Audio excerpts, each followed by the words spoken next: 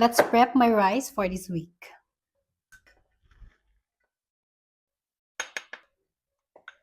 Dati, yung gamit ko, yung cling wrap, pero ayoko nang gamitin ulit yun. Kasi every time nagagawa ako, tapos after nun itatapon. So, ganito na lang. Etong brown rice din, yung isa sa mga nakatulong sa akin para manatiling fit. Ang arte nung para.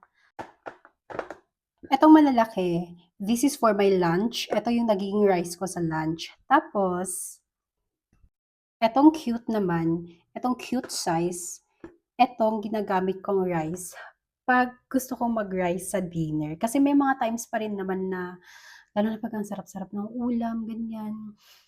Tapos natatakam ako, tapos gusto kong mag-rice. Etong maliit yung ginagamit ko. Ginagamit? Gamit ka ba? I mean, eto yung kinakain ko kasi para cute lang, konti lang, ganyan. Exercise din talaga yung dapat hindi nawawala pag gusto mo talagang maging fit. Speaking of exercise, meron akong YouTube channel. Ang ginagawa ko doon ay mga pilates, mat pilates, or pilates exercise, home workout. Ang dami ko na sinabi, basta. Baka lang naman gusto niyo. Punta kayo doon, mag-subscribe kayo, tapos let's work out together. At home workout. Ito na yung sinasabi ko. Ang dami kong sinasabi.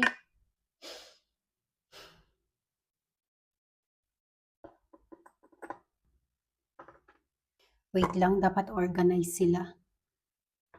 Sa gilid. Ala, nasira yung round niya. Okay. Oh no. Yan, gumit na ka.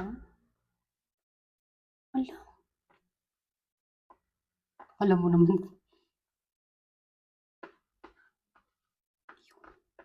Kunin natin lahat. Every butil. Kasi, mahal ang bigas. Tapos, sayang din.